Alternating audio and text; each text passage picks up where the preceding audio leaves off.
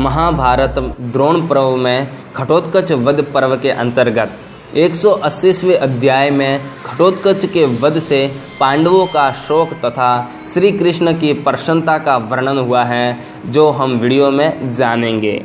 Video शुरू करने से पहले अगर अभी तक आपने हमारे चैनल को सब्सक्राइब नहीं किया है तो सब्सक्राइब कर लीजिएगा और पास में आए बेल आइकन को भी दबा दीजिएगा। तो फिर चलिए शुरू करते हैं वीडियो। संजय कहते हैं, राजन, जैसे पर्वत ढह गया हो उसी प्रकार हिडिंबा कुमार घटोत्कच को कर्ण द्वारा मारा गया देख समस्त पांडवों के नेत्रों में शोक के आंसू भर आए। परंतु वसुदेव नंदन भगवान श्री कृष्ण बड़े हर्ष में मग्न होकर सिंह नाद करने लगे। उन्होंने अर्जुन को छाती से लगा लिया। वे बड़े जोर से गर्जना करके घोड़ों की रास रोककर हवा के हिलाए हुए वृक्ष के समान हर्ष में झूमकर नाचने लगे। तत्पश्चात पुनः अर्जुन को हृदय से लगाकर बारंबार उनकी पीठ ठोंककर रथ के पिछले भाग में बैठे हुए बुद्धिमान भगवान श्री कृष्ण फिर जोर जोर से गर्जना करने लगे। राजन, भगवान श्री कृष्ण के मन में अधिक प्रसन्नता हुई जानकर महाबली अर्जुन कुछ अप्रसन्न से होकर बोले, मधुसूदन, हिडिंबा कुमार घटोत्कच के वध से आज हमारे लिए तो शोक का अवसर प्राप्त हुआ है, परंतु आपको ये बेमौके अधिक हर्ष हो रहा है। घटोत्कच को मारा गया देख हमारी सारी सेनाएं यहाँ युद्ध से विमुख होकर भागी जा रही हैं। हिडिंबा कुमार के धराशायी होने से हम लोग भी अत्यंत उद्विग्न हो उठे हैं, परंतु जनार्दन, आपको जो इतनी खुशी हो रही है उसका कोई छोटा मोटा कारण न होगा। वही मैं आपसे पूछता हूँ, सत्य वक्ताओं में श्रेष्ठ प्रभु, आप इसका मुझे यथार्थ कारण बताइए। शत्रु दमन यदि कोई गोपनीय बात न हो तो मुझे अवश्य बतावे। मधुसूदन, आपके इस हर्ष प्रदर्शन से आज हमारा धैर्य छूटा जा रहा है, अतः आप इसका कारण अवश्य बतावे। जनार्दन, जैसे समुद्र का सूखना और मेरु पर्वत का विचलित होना आश्चर्य की बात है, उसी प्रकार आज मैं आपसे इस हर्ष प्रकाशन रूपी क्रम को आश्चर्यजनक मानता हूँ। भगवान श्री कृष्ण ने कहा, धनंजय, आज वास्तव में मुझे वह अत्यंत हर्ष का अवसर प्राप्त हुआ है। इसका क्या कारण है यह तुम मुझसे सुनो। मेरे मन को तत्काल अत्यंत प्रसन्नता प्रदान करने वाला वह उत्तम कारण इस प्रकार है। महातेजस्वी धनंजय, इंद्र की दी हुई शक्ति को घटोत्कच के द्वारा कर्ण के हाथ से दूर कराकर अब तुम युद्ध में कर्ण को शीघ्र मरा हुआ ही समझो। इस संसार में कौन ऐसा पुरुष है जो युद्ध स्थल में कार्तिकेय के समान शक्तिशाली कर्ण के सामने खड़ा हो सके। सौभाग्य की बात है कि कर्ण का दिव्य कवच उतर गया, सौभाग्य से ही उसकी कुंडल छीने गए तथा सौभाग्य से ही उसकी वह अमोघ शक्ति घटोत्कच पर गिरकर उसके हाथ से निकल गई। यदि कर्ण कवच और कुंडलों से संपन्न होता तो वह अकेला ही रणभूमि में देवताओं सहित तीनों लोकों को जीत सकता था। उस अवस्था में इंद्र, कुबेर, जलेश्वर, वरुण अथवा यमराज भी रणभूमि में कर्ण का सामना नहीं कर सकते थे। तुम गांडीव उठाकर और मैं सुदर्शन चक्र लेकर दोनों एक साथ जाते तो भी सम्रांगण में कवच कुंडलों से युक्त नरश्रेष्ठ कर्ण को नहीं जीत सकते थे। तुम्हारे हित के लिए इंद्र ने शत्रु नगरी पर विजय पाने वाले कर्ण के दोनों कुंडल माया से हर लिए और उसे कवच से भी वंचित कर दिया।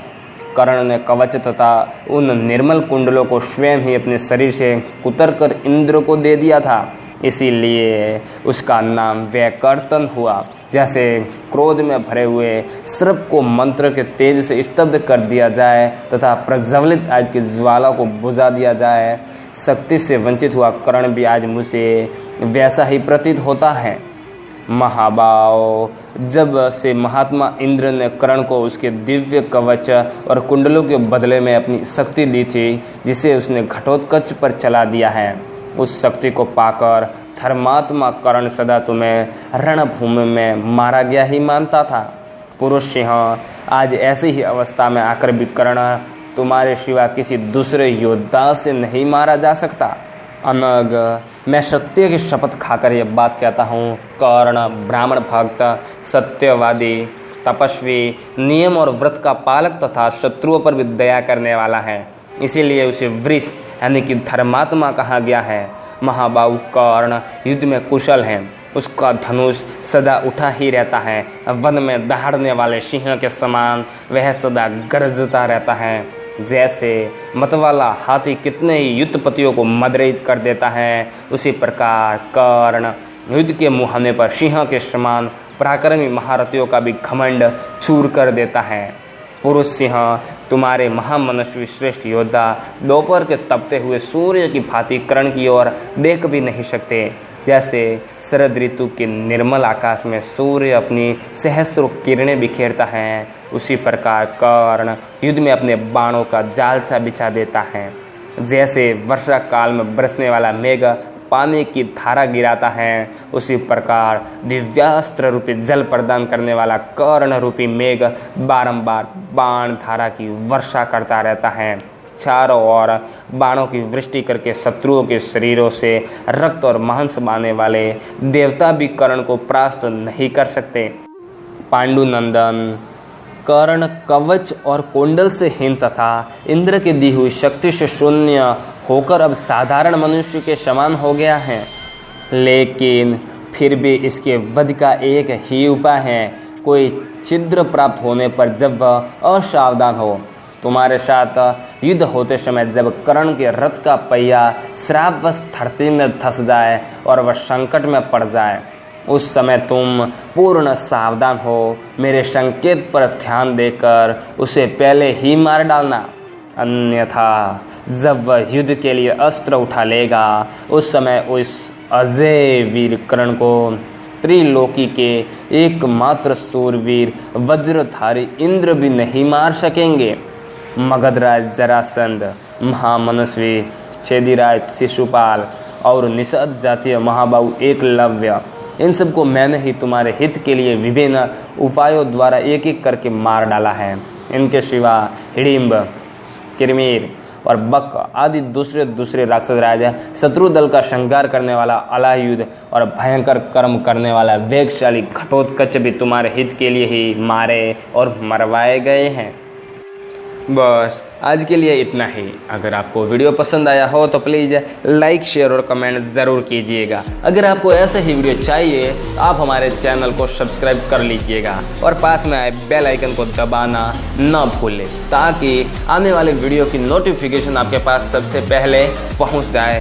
जय हिंद, जय भारत।